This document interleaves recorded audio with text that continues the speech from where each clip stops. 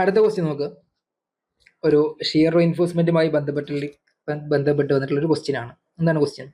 A reinforced concrete beam 250 by 400 mm effective depth is subjected to an ultimate shear force. അപ്പോൾ shear force തന്നിട്ടുണ്ട്, എത്രയാണത്? 130 kN ആണ്. At support. Okay, സപ്പോർട്ടിലാണ് shear force maximum വരിക. അപ്പോൾ the tensile reinforcement at support consist of 2 bars of 25 mm diameter. Design the shear reinforcement at the support. Take M20 grade concrete, അതുപോലെ FE 250 grade steel. അപ്പോൾ എന്താ ഇവിടെ ക്വസ്റ്റ്യനിൽ പറഞ്ഞിട്ടുള്ളത്? ഒരു ഷിയർ റീഇൻഫോഴ്സ്മെന്റ് കാണാൻ വേണ്ടിയിട്ടാണ് സപ്പോർട്ടിൽ. അപ്പോൾ സപ്പോർട്ടിൽ നമ്മൾ കൊടുത്തിരിക്കുന്ന മെയിൻ റീഇൻഫോഴ്സ്മെന്റ് കാര്യം തന്നിട്ടുണ്ട്, എത്രയാണത്? 2 bars of 25 mm ഡയമീറ്റർ ആണ്. അങ്ങനെയാണെന്നുണ്ടെങ്കിൽ അതിൽ വരുന്ന ഷിയർ റീഇൻഫോഴ്സ്മെന്റ് ആണ് ചോദിച്ചിട്ടുള്ളത്, അല്ലേ? അപ്പോൾ എങ്ങനെ നമ്മളിത് കാണാം നോക്കാം. അപ്പോൾ ആദ്യം ഗിവൺ ഡാറ്റ ഒന്ന് എടുത്തെഴുതാം. അപ്പോൾ നമുക്ക് തന്നിരിക്കുന്ന മാക്സിമം ഷിയർ ഫോഴ്സ് എത്രയാണത്? 130 kN ആണ്. അതുപോലെ തന്നെ വിഡ്ത്ത് 250 mm, എഫക്റ്റീവ് ഡെപ്ത് 400 ആണ്, അല്ലേ? അതുപോലെ M20 ഗ്രേഡ് കോൺക്രീറ്റ് ആയത് കാരണം തന്നെ FCKയുടെ വാല്യൂ 20 Nm/mm² ആണ് വരുന്നത്. ആൻഡ് FYയുടെ വാല്യൂ 250 ആണ്. ഇനി ആദ്യം നമുക്ക് ടെൻസൈൽ റീഇൻഫോഴ്സ്മെന്റ് ഏരിയ കാണേണ്ടതുണ്ട്. അപ്പോൾ അത് കാണാൻ വേണ്ടിയിട്ട് നമുക്ക് ക്വസ്റ്റ്യനിൽ എത്ര ബാർസ് അല്ലെങ്കിൽ ഏത് ഡയാമീറ്റർ ബാർസ് ആണ് യൂസ് ചെയ്യുന്നത്, അത് എത്രയാണ് അതിന്റെ ഡയാമീറ്റേഴ്സ് എന്ന് കൊടുത്തിട്ടുണ്ട്, അല്ലെ? അത് 25 mm 2 ബാർസ് ആണ്. അപ്പോൾ അത് വെച്ചിട്ട് നമ്മൾ എന്ത് ചെയ്തു? ഈ ഒരു ഏരിയ കണ്ടെത്തി. അപ്പോൾ എന്ത് ചെയ്തു? 2 × π/4 × d² അല്ലെങ്കിൽ 25² എന്ന് ചെയ്തു. അത് 982 അല്ലെങ്കിൽ 981.9 mm² കിട്ടിയിട്ടുണ്ട്. ഇനി ഇതിന്റെ സ്റ്റെപ്പുകളാണ് പറയുന്നത്. ഷിയർ റീഇൻഫോഴ്സ്മെന്റ് നമ്മൾ ഏത് രീതിയിലാണ് ചെയ്യുക എന്നുള്ളതാണ് പറയുന്നത്. അപ്പോൾ അതൊന്നും നിങ്ങൾ നോട്ട് ചെയ്യേണ്ടതുണ്ട്. നോക്ക്, സ്റ്റെപ്പുകൾ പറയാം. First one, calculate nominal shear stress. അപ്പോൾ ആദ്യം നമുക്ക് കാണേണ്ടത് നോമിനൽ ഷിയർ സ്ട്രെസ് ആണ്. അത് ഡിനോട്ട് ചെയ്തിട്ടുള്ളത് ടോ വി എന്ന് പറഞ്ഞ ലെറ്റർ വെച്ചിട്ടാണ്. ഓക്കെ, അപ്പോൾ അതെന്താണെന്നുള്ളത് പറയാം. ഇനി അടുത്തത് fine design shear stress. Design shear stress കാണേണ്ടതുണ്ട്. അത് നമുക്ക് IS കോഡിൽ നിന്ന് കിട്ടും, ടേബിൾ 90 നോക്കിക്കഴിഞ്ഞാൽ കിട്ടും. അതുപോലെ തന്നെ മാക്സിമം ഷിയർ സ്ട്രെസ് ടോസി മാക്സ്, അത് നമുക്ക് IS കോഡിൽ തന്നെ കിട്ടും, ടേബിൾ 20 IS 456 കിട്ടും. എന്നിട്ട് ഇത് വെച്ചിട്ടാണ് നമ്മൾ കമ്പയർ ചെയ്യുക. ടോവി അതുപോലെ ടോസി കമ്പയർ ചെയ്തിട്ട്, അല്ലെങ്കിൽ ടോവി കൂടുതലാണോ കുറവാണോ നോക്കും. ടോവി കുറവാണെങ്കിൽ നമുക്ക് എന്ത് ചെയ്താൽ മതി? അവിടെ മിനിമം ഷിയർ റീഇൻഫോഴ്സ്മെന്റ് കൊടുത്താൽ മതി. ഇൻ കേസ് ടോവി കൂടുകയാണെന്നുണ്ടെങ്കിൽ, ടോസിനെ കമ്പയർ ചെയ്തിട്ട് കൂടുകയാണെങ്കിൽ അവിടെ ഷിയർ റീഇൻഫോഴ്സ്മെന്റ് കൊടുക്കേണ്ടതായിട്ടുണ്ട്. ഇനി ടോസി മാക്സിനേക്കാളും കൂടുകയാണെങ്കിൽ അവിടെ എന്താ പ്രശ്നം? ആ ബീം തന്നെ റീഡിസൈൻ ചെയ്യേണ്ടതായിട്ട് വരും. കൊടുത്തിട്ടുണ്ട് നോക്ക്. If tau v is less than tau c provide minimum shear reinforcement as per clause 26.5.16. Okay, അതുപോലെ if tau v is greater than tau c but tau v is less than tau c max. അപ്പോൾ ടോസിനേക്കാളും ഹയർ ആണ് ടോവിയുടെ വാല്യൂ, പക്ഷേങ്കിൽ ടോസി മാക്സിനേക്കാളും കുറവാണ്. അങ്ങനെയാണെങ്കിൽ നമ്മൾ എന്ത് ചെയ്യണം? അവിടെ ഷിയർ റീഇൻഫോഴ്സ്മെന്റ് ഡിസൈൻ ചെയ്യേണ്ടതുണ്ട്. ഇനി നേരത്തെ പറഞ്ഞ പോലെ ടോസിനേക്കാളും അതുപോലെ ടോസി മാക്സിനേക്കാളും ഹയർ വാല്യൂ ആണെങ്കിൽ എന്താ പറഞ്ഞിട്ടുള്ളത്? The beam has to be redesigned increasing the depth of the beam. അപ്പോൾ ഇതാണ് 3 കണ്ടീഷൻസ്. നമുക്ക് ഈ കേസിൽ എന്താണ് ടോവി, അതുപോലെ എന്താണ് ടോസി, എന്താണ് ടോസി മാക്സ് എന്ന് നോക്കേണ്ടതുണ്ട്. അപ്പോൾ അത് നോക്കാം. അപ്പോൾ ആദ്യം നോമിനൽ ഷിയർ സ്ട്രെസ് ആയിട്ടുള്ള ടോവി കാണുന്നത്, അതിൻ്റെ ഇക്വേഷൻ കൊടുത്തിട്ടുണ്ട്. ടോവി ഈക്വൽ ടു VU/BD, അല്ലെ? VU എന്ന് വെച്ച് കഴിഞ്ഞാൽ എന്താണ്? ആ ബീമിൽ വരുന്ന, സപ്പോർട്ടിൽ വരുന്ന ഷിയർ ഫോഴ്സ് ആണ്. ക്വസ്റ്റ്യൻ തന്നിട്ടുണ്ട് 130 kN എന്ന്. അപ്പോൾ അത് കൊടുക്കുക. So 130 × 10⁻³ divided by BD. അപ്പോൾ ബ്രെഡ്ത്ത് 250 അതുപോലെ എഫക്റ്റീവ് ഡെപ്ത് 400 ആണ്. അപ്പോൾ അത് ചെയ്യുമ്പോൾ നമുക്ക് കിട്ടുന്ന വാല്യൂ 1.3 Nm/mm² ആണ്. ഓക്കെ, അടുത്തത് ഡിസൈൻ ഷിയർ സ്ട്രെസ് ആണ്. ഡിസൈൻ ഷിയർ സ്ട്രെസ് നോക്ക്, ടോസി, അല്ലെ? അത് നമുക്ക് എവിടെ നിന്ന് കിട്ടുക? ടേബിൾ 19 ആണ്. IS 456 ടേബിൾ 19 എടുക്കുക. ടേബിൾ 19 നിങ്ങൾക്ക് നോക്കിക്കഴിഞ്ഞാൽ ഇങ്ങനെയാണ് കാണാൻ പറ്റുക.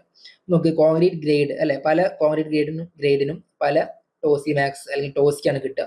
അപ്പോൾ അതിൽ തന്നെ നമ്മൾ എടുക്കേണ്ട വാല്യൂ എന്ന് വെച്ച് കഴിഞ്ഞാൽ എന്താണ്? 100 AS/BD ആണ്. അപ്പോൾ അത് കാണണം. അതിന് കറസ്പോണ്ടിങ് ആയിട്ട് വരുന്ന M20 കറസ്പോണ്ടിങ് ആയിട്ട് വരുന്ന ടോസിയാണ് നമ്മൾ എടുക്കേണ്ടത്. അപ്പോൾ അതിന് വേണ്ടിയിട്ട് എന്ത് ചെയ്യുക? ആദ്യം 100 × AC/BD കാണും. AS കൊണ്ട് ഉദ്ദേശിച്ചുള്ളത് സ്റ്റീൽ റീഇൻഫോഴ്സ്മെന്റ് തന്നെയാണ്. അപ്പോൾ അതിനോട് കൊടുത്തിട്ടുള്ളത് ASD/BD × 100 എന്ന് വെച്ച് കഴിഞ്ഞാൽ നമുക്ക് അതിന്റെ പെർസെൻറ്റേജ് കിട്ടും, അല്ലേ? അപ്പോൾ നമുക്ക് 981.9 നമ്മൾ നേരത്തെ കണ്ടെത്തി വെച്ചിട്ടുണ്ടായിരുന്നു. 2 25 mm ഡയബാറിന്റെ ഏരിയ ആണ്. × 100 ഡിവൈഡ് ബൈ BD. അപ്പോൾ അത് ചെയ്യുമ്പോൾ എന്ത് കിട്ടും? 0.982 എന്ന് കിട്ടും.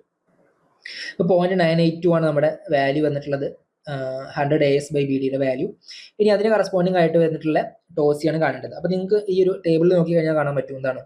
0.982 എന്ന് പറഞ്ഞൊരു വാല്യൂ ഇല്ല ഇവിടെ. 0.15, 0.25, 0.5, 0.75 എന്ന് വെച്ച് അങ്ങനെ ഒരു സ്റ്റെപ്പ് സ്റ്റെപ്പ് ആയിട്ടാണ് പോകുന്നത് അല്ലേ. അപ്പോൾ അതിൽ നിങ്ങൾ നോക്ക് 0.98 എന്ന് പറയുമ്പോൾ അത് ഇതിന്റെ ഇടയിലാണ് വരിക, ഈ 0.75ന്റെയും 1ന്റെയും ഇടയിലായിട്ടാണ് ഇത് വരിക അല്ലേ. അപ്പോൾ നമുക്ക് ആ ഒരു വാല്യൂസ് കണ്ടുപിടിക്കേണ്ടതുണ്ട്. എന്നിട്ട് അതിൽ നിന്ന് ഇന്റർപോളേറ്റ് ചെയ്തിട്ട് 0.92 കറസ്പോണ്ടിങ് ആയിട്ടുള്ള വാല്യൂ കാണാം. ഓക്കെ, അപ്പോൾ നോക്ക് 0.75 കറസ്പോണ്ടിങ് ആയിട്ട് M20 ഗ്രേഡ് കോൺക്രീറ്റിൽ എത്ര വരുന്ന വാല്യൂ, അത് 0.56 ആണ്. ഇനി 1ന് കറസ്പോണ്ടിങ് ആയിട്ട് വരുന്ന വാല്യൂ എന്താണ്, 0.62. ഓക്കെ, അപ്പോൾ അത് കണ്ടുപിടിക്കുക. അത് എടുത്തിട്ടുണ്ട്. 0.75ന് 0.56 ആണ്, 1ന് 0.62 ആണ്. നമ്മുടെ വാല്യൂ എത്രയാണ്, ഇത് 0.982 ആണ്. അപ്പൊ അതിന് എത്രയാന്നുള്ളത് നമുക്ക് കാണേണ്ടതുണ്ട്. അപ്പൊ അത് കാണാനുള്ള ഇക്വേഷൻ ഉണ്ട് കൊടുത്തിട്ടുള്ളത്, ഇന്റർപോളേഷന്റെ ഇക്വേഷൻ ആണ്. എന്താണ്, ലെസ്സർ വാല്യൂ എഴുതുക അല്ലെ, 0.56 എന്ന് എഴുതുക, പ്ലസ് എത്രയാണ് ഇതിന്റെ രണ്ടിനും ഡിഫറൻസ് 0.62 മൈനസ് 0.56 ഡിവൈഡഡ് ബൈ ഇതിന്റെ രണ്ടിനും ഡിഫറൻസ് 1 മൈനസ് 0.75 ഇൻറ്റു എന്താണ് നമ്മുടെ ഈ വാല്യൂ അല്ലെ, അതിൽ നിന്ന് ഈ വാല്യൂ തമ്മിൽ ഡിഫറൻസ്. അപ്പൊ അത് ചെയ്യുമ്പോൾ നമുക്ക് 0.616 ന്യൂട്ടൺ പെർ mm സ്ക്വയർ എന്ന് കിട്ടും. അപ്പൊ ഇതാണ് നമ്മുടെ ഈ 0.92ന് കറസ്പോണ്ടിങ് ആയിട്ട് വരുന്ന ടോസിയുടെ വാല്യൂ അല്ലെ. അപ്പൊ നോക്ക്, ടോസിയുടെ വാല്യൂ കിട്ടിയിട്ടുണ്ട്. ഇനി മാക്സിമം ഷിയർ സ്ട്രെസിന്റെ വാല്യൂ കൂടി നോക്കാം. അത് എവിടെ നിന്ന് കിട്ടുന്നത്, ടേബിൾ 20 ആണ്, അടുത്ത പേജിൽ തന്നെ കൊടുത്തിട്ടുണ്ട് IS 456. അപ്പൊ അത് ഒറ്റ വാല്യൂ ഉണ്ടാവുള്ളൂ, M20ക്ക് കറസ്പോണ്ടിങ് ആയിട്ട് വരുന്ന വാല്യൂ അത് 2.8 ന്യൂട്ടൺ പെർ mm സ്ക്വയർ ആണ് അല്ലെ. അപ്പൊ നമ്മളിവിടെ കണ്ടെത്തിയിട്ടുള്ള വാല്യൂസ് കാര്യങ്ങളൊക്കെ ഒന്ന് നോക്കുക. എന്താണ്, ഫസ്റ്റ് നമ്മൾ ടോവി കിട്ടിയത് 1.3 ആണ്, അതുപോലെ ടോസി എത്രയാണ് 0.616 ആണ്, ടോസി മാക്സ് 2.8 ആണ് അല്ലെ. അപ്പൊ ഏത് രീതിയിലാണ് വരുന്നത്, ടോസി ആണ് ഏറ്റവും ലോവർ വാല്യൂ 0.616, പിന്നെ ടോവി വരും, എത്രയാണ് ടോവി, അത് 1.3 ആണ്, ടോസി മാക്സ് എത്രയാണ് 2.8 ആണ്. അപ്പോൾ ടോവി എന്താണ്, it is greater than tau c but less than tau c max. അപ്പൊ അതുകൊണ്ട് തന്നെ നമുക്ക് അവിടെ എന്ത് ചെയ്യാം, ഡിസൈൻ ഷിയർ റീഇൻഫോഴ്സ്മെന്റ് അല്ലെങ്കിൽ shear reinforcement is to be designed എന്നാണ് കണ്ടീഷൻ അല്ലെ. നമ്മൾ നേരത്തെ പറഞ്ഞിട്ടുണ്ടായിരുന്ന ഇതിലത്തെ രണ്ടാമത്തെ കണ്ടീഷൻ ആണ്, ഇതാണ് condition. If tau v is greater than tau c but tau v is less than tau c max then design shear reinforcement. അപ്പൊ ഇനി എങ്ങനെ നമ്മളത് ഡിസൈൻ ചെയ്യാം, അതാണ് കൊടുത്തിട്ടുള്ളത്. നോക്കുക, അതായത് ടോസി മാക്സിന്റെ ടേബിൾ ആണ് കേട്ടോ.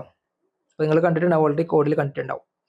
അപ്പൊ ഇനി പറയാണ് IS 456 ക്ലോസ് 40.4 ഷിയർ റീഇൻഫോഴ്സ്മെന്റിന്റെ ഡിസൈൻ പറഞ്ഞിരിക്കുന്നത്. അതിലെന്താ പറഞ്ഞിട്ടുള്ളത്, ഡിസൈൻ ഷിയർ കാണേണ്ടതുണ്ട്. അതിന്റെ ഇക്വേഷൻ എന്താണ്, VU മൈനസ് ടോസി ഇൻറ്റു BD ആണ്. അപ്പൊ VU നമ്മൾ നേരത്തെ പറഞ്ഞത് മാക്സിമം ഷിയർ ഫോഴ്സ് ആണ് 130 kN.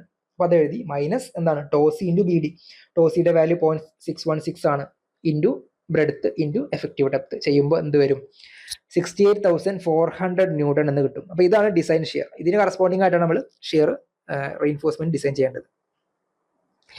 ഇനി ഇവിടെ കൊടുത്തിട്ടുണ്ട് ഷിയർ റീഇൻഫോഴ്സ്മെന്റ് IS കോഡിന് എടുത്തുള്ള കാര്യമാണ്, നേരത്തെ പറഞ്ഞ ആ ക്ലോസ് തന്നെയാണ് 40.4. Shear reinforcement shall be provided to carry a shear equal to VU minus tau c BD. The strength of shear reinforcement VUS shall be calculated as below. ഇപ്പൊ ഈ ഇക്വേഷൻ വെച്ചിട്ടാണ് നമ്മൾ എന്ത് ചെയ്യുക, ഈ ഒരു ASV അല്ലെങ്കിൽ എത്രത്തോളം ഏരിയ അതുപോലെ അതിന്റെ സ്പേസിങ് കൊടുക്കേണ്ടതുണ്ട്. ഇവിടെ പ്രധാനമായിട്ട് സ്പേസിങ് ആണ് കാണേണ്ടത്. അപ്പോൾ നോക്ക്, നമ്മളിവിടെ അസ്യൂം ചെയ്തിട്ടുണ്ട് എത്ര MM ഡയാബാർസ് ആണ് യൂസ് ചെയ്യുന്നത്, നമ്മൾ 10 MM ഡയാബാർസ് ആണ്, അതുപോലെ 2 ലെഗ്ഡ് സ്റ്റിറപ്പ് ആണ് യൂസ് ചെയ്യുന്നത് അല്ലെ. എന്താ 2 ലെഗ്ഡ് സ്റ്റിറപ്പ് എന്ന് പറഞ്ഞു കഴിഞ്ഞാൽ, ഈ രീതിയിൽ നമ്മൾ കൊടുക്കൂലേ സ്റ്റിറപ്പ്, 4 ബാർ ഉണ്ടെങ്കിൽ അങ്ങനെ ഇത്തരത്തിൽ കൊടുക്കുന്നതിനാണ് നമ്മൾ 2 ലെഗ്ഡ് സ്റ്റിറപ്പ് എന്ന് പറയാം. അപ്പൊ അതിൽ ഇവിടെ ഒരു ലെഗ്, ഇത് അടുത്ത ലെഗ്, അതിനാണ് 2 ലെഗ്ഡ് സ്റ്റിറപ്പ് എന്ന് പറയാം.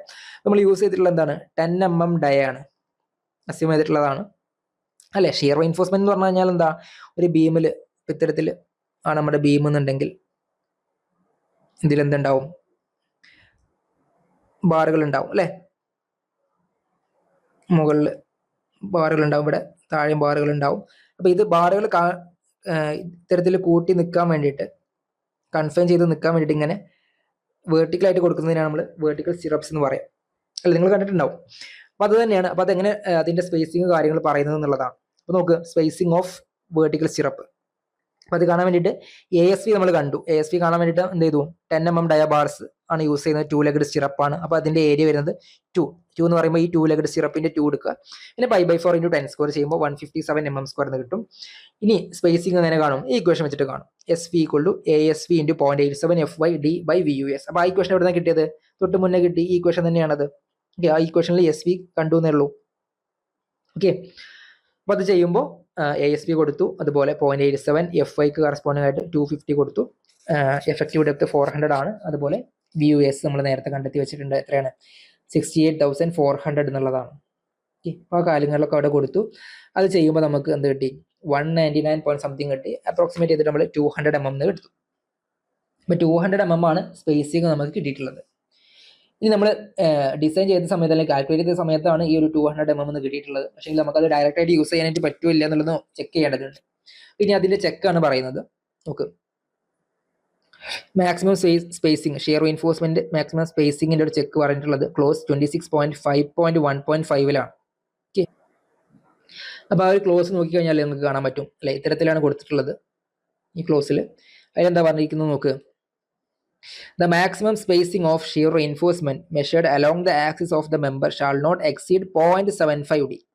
അപ്പോൾ 0.75 ഡിനേക്കാൾ കൂടാൻ പാടില്ല ഫോർ വെർട്ടിക്കൽ സ്റ്റിറപ്സ്. ഓക്കെ, പിന്നെ പറഞ്ഞിരിക്കുന്നത് ഇൻക്ലൈൻഡ് സ്റ്റിറപ്പിനാണ്, അത് നമ്മളിപ്പോൾ നോക്കേണ്ടതില്ല, നമ്മൾ വെർട്ടിക്കൽ സ്റ്റിറപ്പാണ് എടുക്കുന്നത്. പിന്നെ ഒരു കാര്യം കൂടി പറഞ്ഞിട്ടുണ്ട്, in no case shall the spacing exceed 300 mm. അപ്പോൾ 300 mm ഒരിക്കലും കൂടാൻ പാടില്ല. അതോടൊപ്പം തന്നെ 0.75 ഡിനേക്കാളും കൂടാൻ പാടില്ല. 0.75 ഡി എത്ര നമുക്ക് നോക്കാം. 0.75 into 400 അല്ലെ, എഫക്റ്റീവ് ഡെപ്ത് 400 ആണ്, ചെയ്യുമ്പോൾ 300 ആണ് വരുന്നത്. പിന്നെ നമ്മൾ നേരത്തെ പറഞ്ഞ 300 mm ഉള്ള ആ ഒരു വാല്യൂ ആണ് വന്നിട്ടുള്ളത്. സോ നമ്മൾ എത്ര പ്രൊവൈഡ് ചെയ്യുന്നത് അത് 200 mm ആണ്. അപ്പോൾ അത് സേഫ് ആണ് അല്ലെ, ഇവിടെ സ്പേസിങ് കൂടാൻ പാടില്ല എന്നേ പറഞ്ഞിട്ടുള്ളൂ. നമുക്ക് കിട്ടിയത് 200 mm എന്നുള്ളതാണ്. അപ്പോൾ നമുക്കത് പ്രൊവൈഡ് ചെയ്യാൻ പറ്റും. Hence provide 10 mm dia 2-legged stirrup at 200 mm centre to centre at support. Okay, അപ്പോൾ ഈ രീതിയിലാണ് നമ്മൾ എന്ത് ചെയ്യാം, ഷിയർ റീഇൻഫോഴ്സ്മെന്റ് ഡിസൈൻ ചെയ്യുന്നത്. വേണമെങ്കിൽ ഒന്നുകൂടി പറയാം അതിലെ സ്റ്റെപ്പുകൾ എന്തൊക്കെ വന്നിട്ടുണ്ടായിരുന്നത്. ആദ്യം 3 കാര്യങ്ങൾ നമ്മൾ കണ്ടെത്തേണ്ടതുണ്ട് അല്ലെ. എന്താണ്? ഒന്ന് ടോവി അല്ലെ, നോമിനൽ ഷിയർ സ്ട്രെസ് കാണണം. പിന്നെ ടോസി കാണണം, അതുപോലെ ടോസി മാക്സ് കാണണം. പിന്നെ അത് കമ്പയർ ചെയ്തതിന് ശേഷമാണ് നമ്മൾ ഇതിലേക്ക് പോവുക, ഡിസൈനിലേക്ക് പോവുക. ഡിസൈൻ ചെയ്യേണ്ടതുണ്ടോ, അല്ലെങ്കിൽ മിനിമം കൊടുത്താൽ മതിയോ, ഇനി അതല്ലെങ്കിൽ ബീം റീഡിസൈൻ ചെയ്യേണ്ടതുണ്ടോ, ഈ 3 കണ്ടീഷൻസ് ആണ് വരുന്നത്. അപ്പോൾ ടോവി ഗ്രേറ്റർ ദാൻ ടോസി, അതുപോലെ but less than tau c max ആണെങ്കിൽ നമുക്ക് ഷിയർ റീഇൻഫോഴ്സ്മെന്റ് ഡിസൈൻ ചെയ്യേണ്ടതുണ്ട്. അങ്ങനെയാണെന്നുണ്ടെങ്കിൽ എന്ത് ചെയ്യാം, ഡിസൈൻ സ്റ്റെപ്പുകളാണ് പിന്നെ പറഞ്ഞിരിക്കുന്നത്. അപ്പോൾ അതിൽ പ്രധാനമായിട്ട് നമ്മൾ സ്പേസിംഗ് ആണ് കാണേണ്ടത് അല്ലേ. ആ സ്പേസിംഗ് എങ്ങനെ കാണുക എന്നുള്ളതാണ് പിന്നെ പറഞ്ഞിട്ടുള്ളത്. ഓക്കെ, അപ്പോൾ ഈ രീതിയിലാണ് ഷിയർ റീഇൻഫോഴ്സ്മെന്റ് ചെയ്യുക.